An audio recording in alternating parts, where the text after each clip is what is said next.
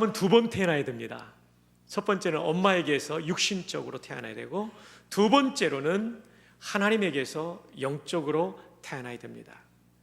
마치 닭이 두 번 태어나야 닭이 되는 것처럼, 첫 번째로는 알로 태어나죠. 달걀로. 그 다음에는 그 껍질을 깨고 병아리로 태어나야 닭이 되는 것처럼, 사람은 두 번 태어나야 하나님 앞에 구원받은 하나님의 자녀가 될 수 있습니다. 대부분의 사람들은 육신적으로만 태어난 사람입니다. 그러나 예수를 구주로 믿는 사람은 영적으로도 태어난 사람들입니다. 아멘. 하나님의 자녀로 태어났죠. 그래서 이걸 한 번 더 태어났다고 해서 중생이라는 말을 쓰고, 요한복음 3장에는 이것을 우리말로 거듭남이라는 말로 쓰고 있습니다. 이 중자는 무거울 중자이기도 하지만 거듭 중자라고 뜻을 새기기도 합니다. 영어로는 born again. 근데 최근에 신학자들은 단순히 한 번 더 태어나는 것이 아니라 질적으로 다른 새로운 태어남이기 때문에 하나님의 자녀로 태어나는 것을 신생, 새 신자를 써서 신생, 영어로는 new birth, 우리말로는 새로남이라고도 합니다. 사랑하는 여러분, 여러분은 한 번 더 태어나셨습니까? 예, 그렇다면 하나님의 자녀이고 천국 백성이 된 줄로 믿으시기 바랍니다. 그런데 말이죠, 우리가 하나님의 자녀로 태어났을 때 그것은 그야말로 신생아입니다. 신생아에 있어서 가장 중요한 것 중에 하나는 이제 성장에 가는 것입니다. 우리가 어느 재벌의 아들과 딸로 태어났다 할지라도 신생아 상태에 있으면 그 부자의 아들과 딸로서의 권세와 그리고 유익을 다 누릴 수 없죠. 성장해야 누립니다. 우리가 왕의 아들과 딸로 태어났다 할지라도 성장하지 않고 신생아 상태에 있다면 왕자와 공주로서의 권세와 그리고 그 행복을 다 누릴 수가 없습니다. 이와 마찬가지로 하늘과 땅을 지으시고 오늘도 이 역사를 통치하시는 만왕의 왕이신 하나님의 아들과 태어났다 할지라도 신생아 상태에 있다면 그 하나님이 주시는 은혜와 행복을 다 누릴 수는 없습니다. 그러므로 신앙도 성장해야 되는 것입니다. 따라합시다. 성장해야 한다. 옆에 사람에게 성장해야 합니다. 후안 카를로스 오르티즈라는 목사님이 계십니다. 남미에서 목회하시는 분인데, 이분이 쓰신 명저가 제자입니까? 라는 책입니다. 우리 김성우 목사님이 번역해서 베스트셀러가 되었던 책입니다. 목사님은 부에노스아이레스에서 목회할 때 200명 출석하는 교회에 부임하셔서 오래지 않아 600명이 출석하는 교회로 교회를 성장시켰습니다. 400명의 출석이 늘어난 거죠. 그런데 마음에 왠지 공허함이 있었습니다. 그래서 그는 2주 동안 기도의 시간을 교회를 떠나서 갔습니다. 기도하는 가운데 하나님께서 이런 말씀을 오르티즈 목사님에게 전해주십니다. 너희 교회는 잘하고 있지 않다. 내 생각에 내가 교인 수를 200명에서 600명으로 늘렸다고 해서 잘하고 있다고 생각하는 모양인데, 너는 전과 조금 더 달라지지 않은 교인들을 400명 더 확보했을 뿐이다. 누구도 자라나고 있지 않고 그대로다. 전에는 내가 200명의 영적 어린아이를 키우고 있었다면 지금은 600명의 영적 어린아이를 키우고 있을 뿐이다. 맞아요. 출석 성도가 늘었다고 교회가 성장한 것은 아닙니다. 개개인의 성도가 영적으로 자라나야 성장한 것입니다. 후안 카를로스 오르티즈 목사님은 그의 또 다른 책 주님과 동행하십니까? 에서 만년 갓난아기 신자라는 말을 씁니다. 수년 동안 말씀을 들었지만 10년 이상 교회를 다녔지만 여전히 처음과 다를 바 없는 신앙생활을 하고 있다면 그는 만년 갓난아기 신자라는 것입니다. 그가 목사라는 타이틀을 가졌다 할지라도, 장로라는 타이틀을 가졌다 할지라도, 안수집사, 권사, 또 다른 교회에 어떤 타이틀, 직분을 가졌다 할지라도 성장하고 있지 않다면 그 사람은 여전히 만년 갓난아기 신자입니다. 그래서 하나님께서 주시는 은혜와 평화와 기쁨과 세상을 이길 수 있는 능력을 가지지 못한, 오히려 그가 목사이기 때문에, 장로이기 때문에 더 무거운 짐을 지고 헉헉거리고 많은 신앙생활을 할 수 있다는 것입니다.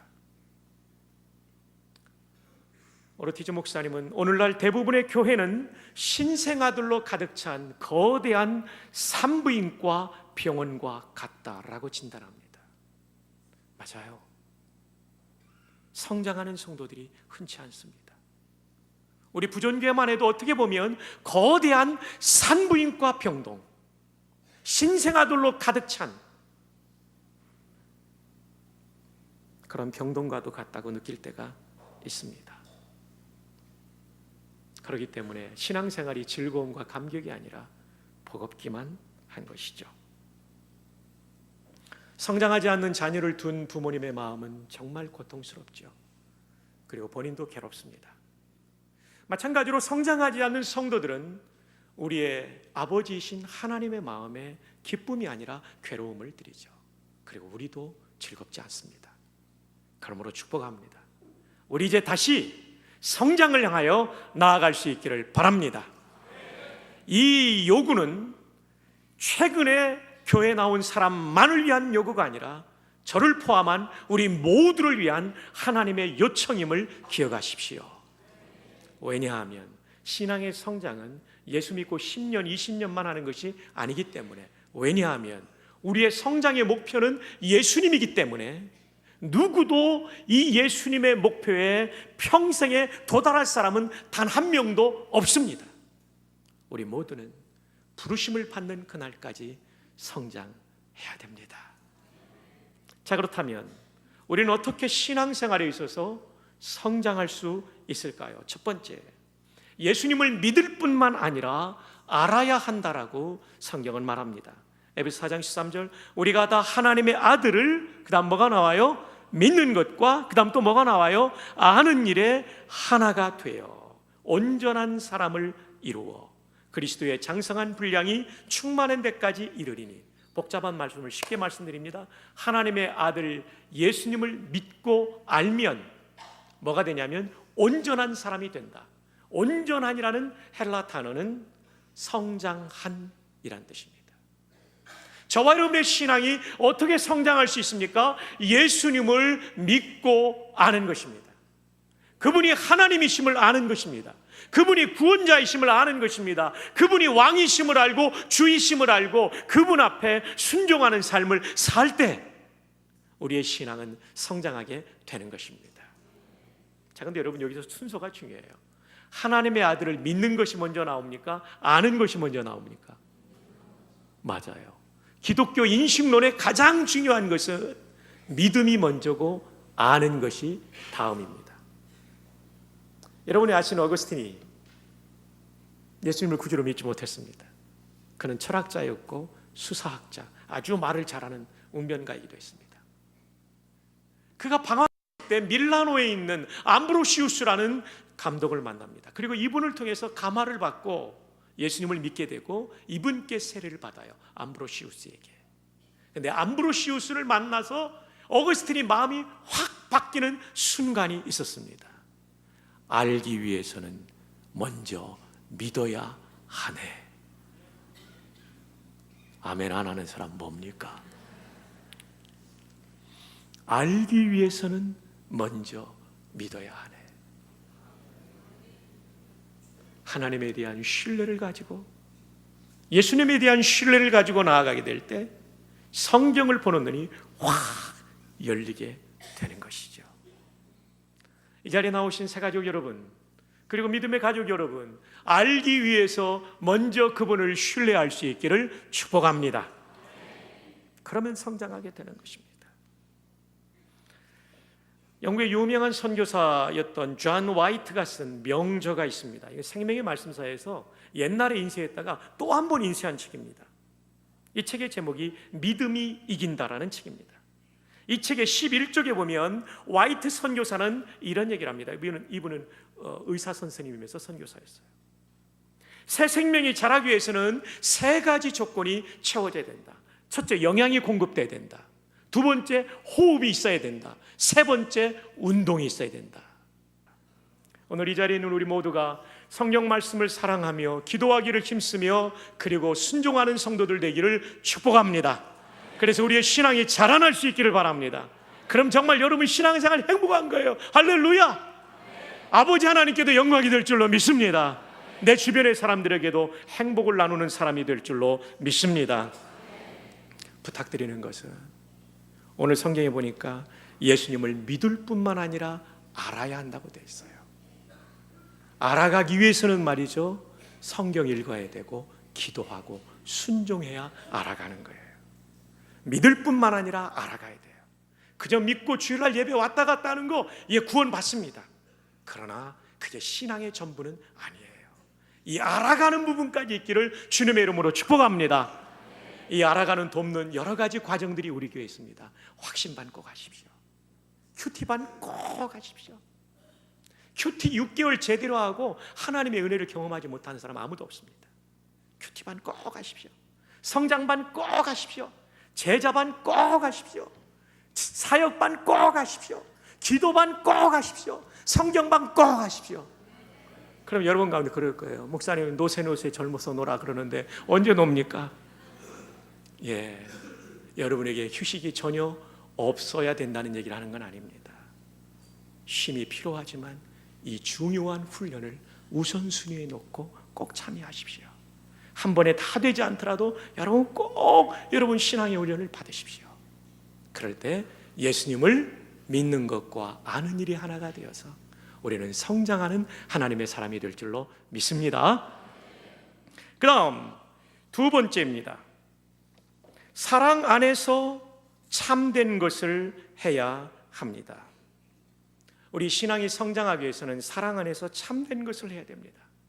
에베소 4장 15절 말씀, 오직 사랑 안에서 참된 것을 하여 범사에 그에게까지 어떨지라 잘할지라.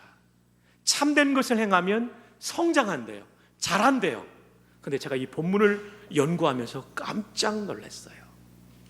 영어 성경 중에 가장 원문에 가까운 번역이 NASB, New American Standard Bible입니다. 여기에 보면 어떻게 되어 있냐면 But speaking, 오직 말해라, The truth in love, 사랑 안에서 참된 것을 말하라. 여러분, 우리 번역과 차이가 있죠? 우리 번역은 참된 것을 행하라는 뜻으로 보입니다. 행동에 대해서 보입니다. 근데 영어 번역은 어떻게 되어 있냐면 참된 것을 뭐 하라고요? 말하는 것으로 말하고 있어요. 또 하나 중요한 것은 여러분에겐 생소한 알파, 람다, 에타, 세타 이렇게 나오는 글자지만 저에게는 꽤나 익숙한 헬라어 원어 성경으로 보면 이렇게 됩니다. 알레티온테스 데 엔 아가페. 거의 방언하는 수준이죠. 알레티온테스는 참된 것을 말해라. 그 다음에 데는 오직, 그런데 그런 접속사예요. 에는 전치사, 뭐뭐 안에, 아가페는 잘 아시는 사랑. 그 빨간 부분을 제가 읽은 거예요. 사랑 안에서 오직 참된 것을 뭐 하라고요? 말하라. 우리말에는 행하라 되어 있지만 원어에는 말하라예요. 왜냐하면 말하다 보면 행하기 때문에 이렇게 광범위한 번역을 우리말로는 해놓은 것 같아요. 그러나 원문을 직역하면, 그리고 영어 성경을 다른 것을 보아도 이것은 참된 것을 말하라 라고 되어 있습니다. 그리고 이걸 통해서 자라난다라고 말합니다. 여러분, 우리의 말이 바뀌면 사실은 우리 존재가 바뀌는 거예요. 한두 번 둘러댈 수 있지만 계속해서 말하다 보면 속의 것이 나오는 거예요. 말이 바뀌었다는 얘기는 속이 바뀌었다는 거예요. 속 사람이 바뀌었다는 거예요. 그런 사람은 반드시 성장하는 사람이 되는 것입니다. 동의하시면 아멘. 여러분, 말은 곧 그 사람입니다. 철학자 하이데거는 언어는 존재의 집이라고 했습니다. 이 철학자들은 좀 쉬운 말을 어렵게 하는데 은사가 있는 분들입니다. 언어는 존재의 집이다. 쉽게 말할게요. 말이라고 하는 것은 내가 그 안에 살고 있는 집과도 같다는 거예요. 집 딱 보면요, 우리나라 같은 경우는 아파트가 워낙 많으니까요, 미국 같은 데 딱 보면요, 집만 딱 봐도 집주인이 어떤 사람인지 감이 잡혀요. 페인트 칠 뭘로 했냐, 어떤 재료 썼냐, 백야드는 그 뒤에 정원을 어떻게 관리하냐 딱 보면 알아요. 마찬가지로 말 품새를 보면 그 사람이 성장한 사람인지 아닌지를 알 수가 있습니다. 우리 모두는 우리 존재의 변화를 통한 말의 성숙을 통한 우리의 신앙의 성장이 있기를 주님의 이름으로 축복합니다. 그래서 야고보 3장 2절에도 보면 우리가 다 실수가 많으니 만일 말에 실수가 없는 자라면 곧 어떤 사람이라고요? 온전한. 온전은 헬라 말로 텔레이오스, 이것은 성장한이라는 뜻도 있습니다. 말에 실수가 없는 사람이 성장한 사람입니다. 야고보 3장 2절을 다시 한번 읽어드리면 우리가 다 실수가 많으니 만일 말에 실수가 없는 자라면 곧 온전한 사람이라 능히 온 몸도 굴레 씌우리라. 이 굴레 씌운다는 게 부정적인 표현인데 세 번역을 보면 잘 되어 있어요. 누구든지, 중반절부터 봅니다. 말에 실수가 없는 사람은 온 몸을 뭐 할 수 있는 사람이라고요? 다스릴 수 있는 온전한 사람이다. 말에 실수하지 않는 사람은 자기를 컨트롤할 수 있는, 절제할 수 있는 셀프 컨트롤이 되는 사람이에요. 셀프 컨트롤 되는 사람이 성장한 사람이에요. 그거 안 되면 다 무너지게 된다는 거죠. 그래서 야고보 3장 3절 이하에 보면 우리 말이 얼마나 중요한지 이렇게 말합니다. 커다란 배가 있지 않느냐, 바다를 항해하는 커다란 배가 있지 않느냐. 근데 이 커다란 배가 방향을 전환할 때 뭐 커다란 도구를 움직여서 전환한 게 아니라 요만한 키 가지고, 이거 가지고 다 움직이지 않느냐. 마찬가지로 우리 인생이 좌로 가느냐 우로 가느냐, 엉뚱한 방향으로 가느냐 바로 가느냐를 결정하는 게 우리 혀에 달려 있습니다. 진짜 성장한 사람은 말을 절제할 줄 아는 사람입니다. 한번 따라합시다. 주여, 내 입에 파수꾼을 세워주십시오. 네, 우리가 그런 사람들이 될 수 있기를 바랍니다. 이 말이라고 하는 것은 내 생각의 표현인데요, 우리 생각 가운데는 막 감정이 역동할 때가 있죠. 우리가 조심해야 될 감정의 역동은 두 가지예요. 하나는 분노, 미움, 질투, 시기, 이런 것들입니다. 여러분 마음에 분노의 감정이 일어날 때 이 감정은 성령의 감동으로 통제해야 됩니다. 이게 그냥 되지 않잖아요. 그러니까 매일매일 성경 읽고 기도해야 되는 거죠. 그리고 순종해야 되는 거죠. 그리고 그런 분노의 순간에도 하나님께 여쭤야 되죠. 하나님, 저 지금 화낼까요 말까요? 그럼 하나님 뭐라고 그러실까요? 참아라. 이렇게 되는 거죠. 또 하나의 감정은, 우리가 공격받고 있는 또 하나의 감정은 불륜의 감정입니다. 내 남편이 아닌데도 자꾸 호감을 가지는 거, 이거 굉장히 위험한 감정입니다. 내 아내가 아닌데 자꾸 사랑한다라고 문자 보내는 남자들 있죠? 손 들어봐요. 이거 위험한 감정입니다. 감정은 성령의 감동으로 통제를 받아야 돼요. 그리고 우리의 말이 이 통제하에서 나와야 되는 것입니다. 한번 따라합시다. 주여, 나의 말이 감정대로 하는 것이 아니라 성령의 감동대로 하게 하옵소서. 그럴 때 우리는 성장하게 되는 것입니다. 자, 이제까지 두 가지 말씀드렸어요. 이렇게 좋은 신앙 성장을 위해서는 먼저 우리는 예수님을 믿을 뿐만 아니라 알아가야 돼요. 성장하는데 그건 뭐냐면 말씀과 기도와 순종이에요. 여러분, 신앙생활하면 여러분들이 금요기도에 나가야 되고 행복새는 또 어느 놈이 만들었냐 이러면서 불편스러운 분들이 있을 거예요. 예, 저쪽 해운대 쪽에 어느 분이 만들었고 제가 이렇게 우리 교회 접목했습니다. 왜요? 그런데 여기 이게 짐 같지만 사실은 여러분이 진정성을 가지고 하나님께 나오면 여러분의 믿음이 싹 자라요. 그래서 세상이 줄 수도 없고 알 수도 없는 능력과 은혜를 경험하는 거예요. 저는 여러분이 평생 산부인과 병원에 있는 신생아 같이 되기를 원치 않습니다. 자라나는 성도 되기를 축복합니다. 그다음 두 번째는 말이에요. 내 말이 성령의 지배를 받아야 돼요. 그리고 순종해야 돼요. 그래서 내가 정말 사람을 살리는 성숙한 말을 하는 그런 성도들 될 수 있기를 주님의 이름으로 축복합니다. 이게 성장입니다. 마지막 세 번째로는 공동체 안에서 성장해 가야 합니다. 하나님이 우리에게 주신 믿음의 성장은 나 홀로 성장이 아닙니다. 공동체 성장입니다. 어디 나옵니까?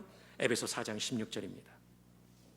그에게서 온몸이 각 마디를 통하여 도움을 받음으로 연결되고 결합되어 각 지체의 모델로요 분량대로 역사하여 그 뭐를요 모험을 자라게 하며 사랑 안에서 스스로 세우느니라.